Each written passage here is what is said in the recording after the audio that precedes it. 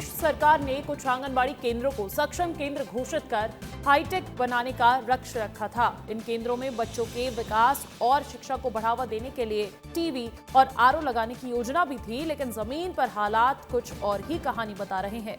अधिकांश सक्षम केंद्रों तक टीवी और प्यूरिफायर नहीं पहुंचे हैं। जिन केंद्रों तक टीवी पहुंचा है उसमें भी सिर्फ शोपीस के रूप में ही रखा गया है। प्रदेश भर में इस योजना के लिए कुल 69 करोड़ रुपए जो है उसकी राशि आवंटित की गई थी, लेकिन ये निवेश बच्चों की सीखने और स्वास्थ्य संबंधित सुविधाओं में अभी तक कोई बदलाव नहीं ला पाया है।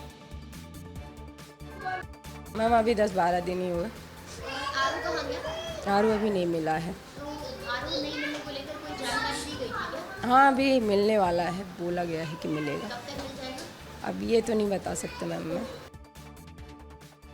राजधानी भोपाल की प्रदर्शनी नगर की ये आंगनबाड़ी है, जिसमें आप देखेंगे कि इसको सक्षम आंगनबाड़ी बनाने के लिए चुना गया है और सक्षम आंगनबाड़ी के लिए केंद्र सरकार की तरफ से 200 करोड़ रुपए की जो राशि है वो दी गई थी, जिसके तहत आंगनबाड़ियों में जो बच्चे यहाँ पर आते हैं उनके लिए आरओ प्यूरिफायर वो लगाने की बात कही गई थी और इस तरीके से जो एलईडी है, टीवी है, उसको इंस्टॉल करने की बात कही गई थी। लेकिन जो 95,000 आंगनबाड़ियाँ हैं उसमें से 24,000 से ज़्यादा आंगनबाड़ियों को चुना गया था। लेकिन भोपाल की तस्वीर है जिसमें आप देखेंगे कि ये जो टीवी है, एलईडी टीवी है, वो यहाँ पर रखी हुई है। अभी इसको इंस्टॉल नहीं किया गया है और कई आंगनबाड़ियाँ ऐसी हैं जहाँ पर अब तक टीवी नहीं पहुँची है, आरओ नहीं पहुँचा है और यहाँ पर आप देखिए आरओ नहीं पहुँचा और अब तक बच्चे पानी की जो टंकी है उसी से पानी पी रहे हैं। लेकिन बिना इंस्टॉलेशन के ही कंपनियों को पेमेंट कर दिया गया और इस बात की जो शिकायत है वो मुख्य सचिव के पास पहुंची थी कि आखिर बिना इंस्टॉलेशन के, यानी जब टीवी